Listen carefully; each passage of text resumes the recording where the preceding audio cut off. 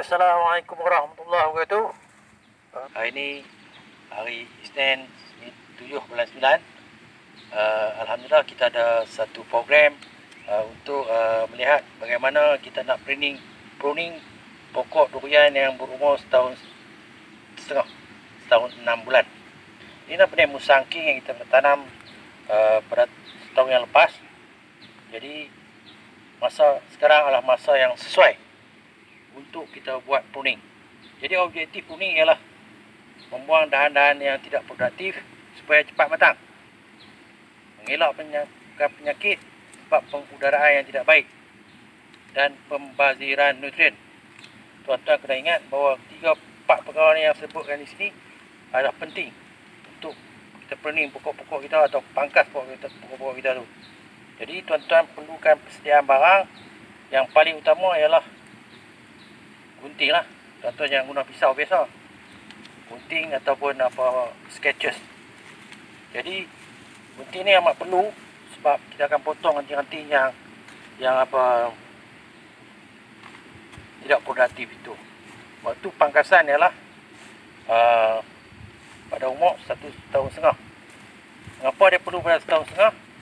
Disebabkan kita memberi peluang pada pokok-pokok supaya membesar, dan kita akan kenalkan, kita akan dapat kenal ranting-ranting yang membesar yang produktif.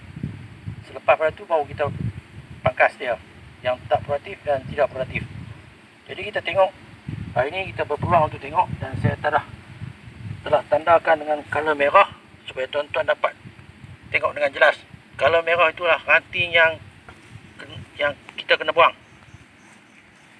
Tanda merah yang saya tandakan tersebut ialah ranting yang kita kena buang. Jadi ranting-ranting yang bertindang rapat menyebabkan udara tidak boleh bergerak dengan baik, ataupun di dalam kata lain kita perlukan free air flow. Jadi pangkasan kita yang kita buat itu akan menyebabkan udara bergerak dengan baik, terusnya mengeringkan bahagian-bahagian batang kulit dahan yang berada di situ, dan akan mengelakkan fungus tidak membiak. Jadi kalau kita biarkan dalam keadaan yang crowd sangat, terlampau teduh sangat, kelembapan tinggi, kulat-kulat akan membiak, seterusnya penyakit akan kena kepada pokok durian kita. Yang keduanya, kita membiarkan banyak sangat tunas-tunas ni, dia akan menyebabkan pengambilan nutrien yang lebih, pembaziran, pokok gagal membesar. Oleh itu kita kena buang ranting-ranting yang tak diperlukan. Saya akan mulakan buang, tuan-tuan perhati elok, saya akan mulakan buang, terutama sekali dahan yang bertindan.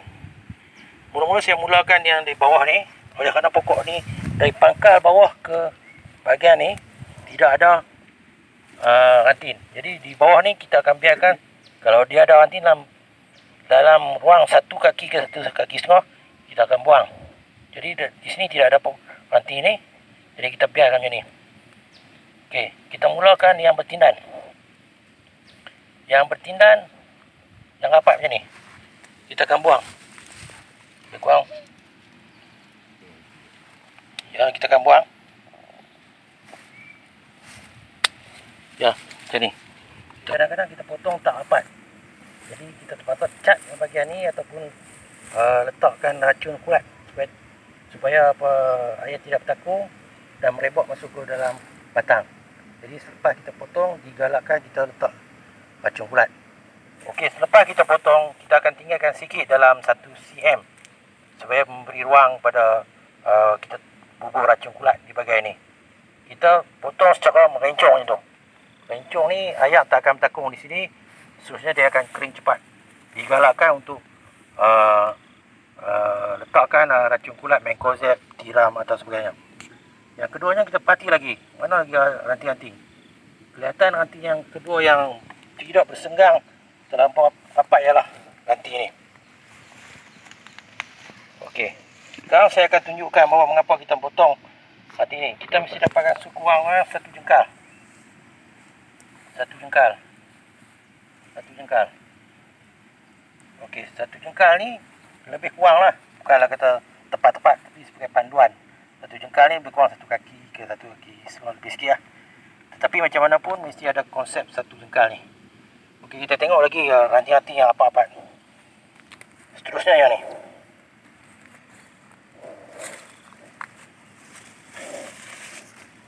Okey, di sana tuan-tuan tengok ke pokok ada satu batang buluh yang saya letak di sana.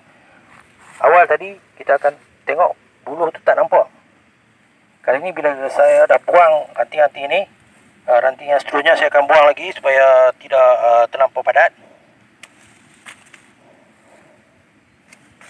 Tuan-tuan akan nampak ranting buluh, batang buluh yang saya pacak di sana.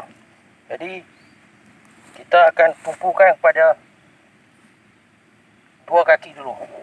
Kemudian tahun depan kita akan ambil lagi 2 kaki. Jadi pendek kata, kita mengambil kaedah pruning secara berperingkat. Jadi tuan-tuan tengok sekarang batang buluh yang ada belakang tu, dia akan nampak sana. Jadi seterusnya ialah program lepas kita dah pruning siap ni, kita akan dapat nampak penggunaan yang baik. Dan selepas ni terus kita letakkan cat ataupun racun kulat. Okey, sekarang kaedah kita nak letakkan cat ikut bahagian-bahagian yang kita telah potong.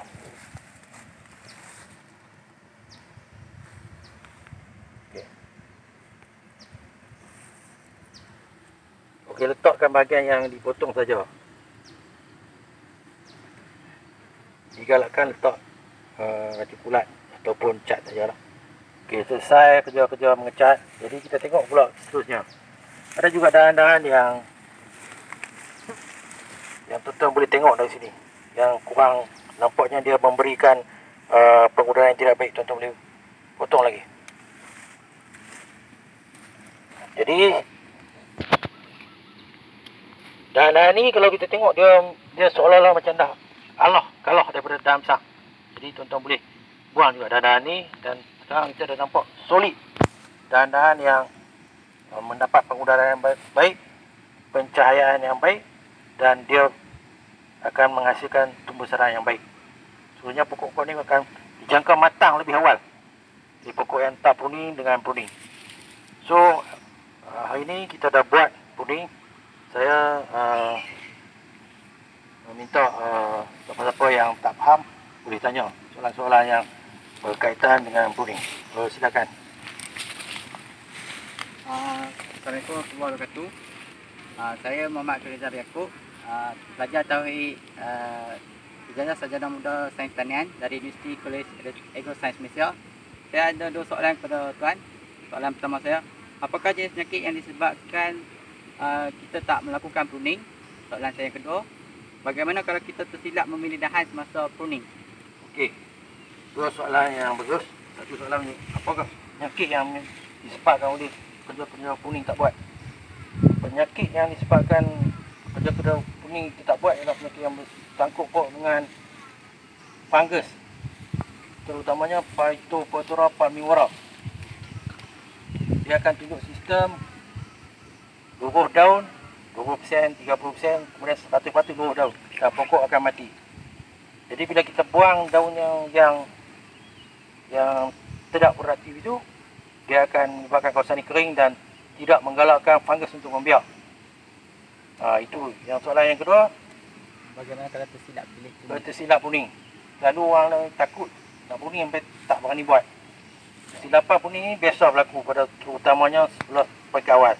Jadi tuan-tuan boleh study tengok dalam YouTube, boleh study tengok dalam jurnal-jurnal macam mana kaedah nak pruning. Tandakan dulu seperti yang saya tandakan tadi. Dan jika kesilapan berlaku, tuan-tuan jangan bimbang, sebab kita ada lagi ranting-ranting yang boleh naik. Dia macam kita gunting rambut juga. Kalau kita buat fashion silap bukan sikit, rambut kita tu akan tumbuh balik. Tuan-tuan jangan bimbang. Yang penting tuan-tuan naklah lakukan pruning pada umur pokok setahun ke setahun setengah. Kerana takut silap tak berani buat langsung, tu tak bagus lah. Okey, ada lagi soalan? Saya Muhammad Aidil Kuamil Kamarudin, Diploma Pengurusan Ladang daripada UiTM Perlis. Soalan saya, adakah cantasan boleh membuatkan pokok berbuah lebih cepat? Okey. Soalan tu berdasarkan kepada pemerhatian kita. Pokok-pokok yang mana kita buang tunah hayang, kita buang nanti cepat dia cepat berbuah. Sebab kan nutrien-nutrien tu tertumpu pada pembesaran pokok. Jadi tidak ada pembaziran nutrien kepada pokok-pokok daun-daun atau dahan-dahan yang tidak aktif.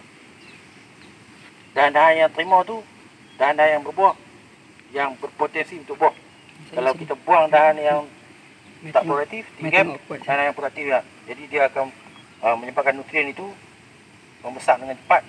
Jadi pokok cepat matang. 4 tahun setengah ke 5 tahun dia belajar mudah bunga. Dan nasib baik dia buah awal. Itu kita punya target. Lalu kalau pokok yang tak kuning ni 6 ke 7 tahun baru buah. Tunah hayang tak buang, pihak pokok berserabut dengan ranting-ranting yang tak perlu. Jadi dia melambatkan buah ataupun melambatkan pokok matang. Okey, ada apa soalan lagi? Assalamualaikum tuan. Ya. Saya Muhammad Wafi bin Amran, Diploma Pengurusan Ladang tahun akhir daripada UiTM Polis. Ada 2 soalan. Ya. Soalan yang pertama saya nak tanya, kenapa orang takut sangat nak pruning? Yang kedua, adakah pemajaan baik dilakukan sebelum ataupun selepas pruning? Okey. Itu saja. Soalan pertama, pasal apa orang takut. Yang kedua, nak pruning. Yang kedua, pasal apa pemajaan ni bila masa adakah dibuat pemajaan ni waktu atau selepas pruning? Okey, soalan pertama berhubung dengan kita rasa takut sebab tok wan kita, tok nenek kita lalu tak pernah pruning. Kalau kita buang daun ni, dia marah kita sebab dia kata pada pandangan dia merosakkan pokok, belah pokok nak elok, tapi sebenarnya dibuang pokok tu berapa kan? Dia ada soalan tu. Jadi semua orang takut. Jadi sebenarnya benda tu kita kena betulkan. Pruning adalah wajib pada semua pokok. Pokok durian, pokok getah pun kena pruning, ada pruning tingkat awal. Nangka pun kena pruning, harum manis kena pruning, kebanyakan potif-potif boleh katakan banyakkan pokok kena pruning, rambutan pun kena pruning. Tapi dia ada kaedah yang berbeza. Jadi bila kita pruning, kita akan dapat pokok yang lebih baik ni. Mana kita kena ubah minda mindset kita. Datuk nenek kita dulu tak bagi pruning. Soalan yang kedua berhubung dengan pembajaan. Pembajaan ni elok dilakukan selepas pruning. Selepas kita dah buang dahan-dahan tidak produktif tu, baru kita masuk baja. Sebab dahan-dahan tu dia dah makan baja, rugi lah. Jadi kita elokkan buang-buang dahan-dahan yang tak produktif tu. So pada hari ni kita tengok sekali lagi ulang kaji kita. Dahan-dahan ni mesti berada dalam satu jengkal ke kurang. Ini yang penting, poin yang saya nak abang. Satu jengkal. Sini 1 kaki setengah. Yang lain-lain yang kecil-kecil tu tuan-tuan buang supaya dapat udara yang baik. Itu yang penting sekali dalam konsep pruning ni. So program kita hari ni saya harap tuan-tuan dapat sebarkan kepada orang ramai supaya dapat maklumat ni, info ni yang tepat. Jadi bila kita dapat info yang tepat, kita tanam durian dengan cantik dan industri durian kita akan tambah maju di Malaysia. Sekian, wassalamualaikum warahmatullahi wabarakatuh.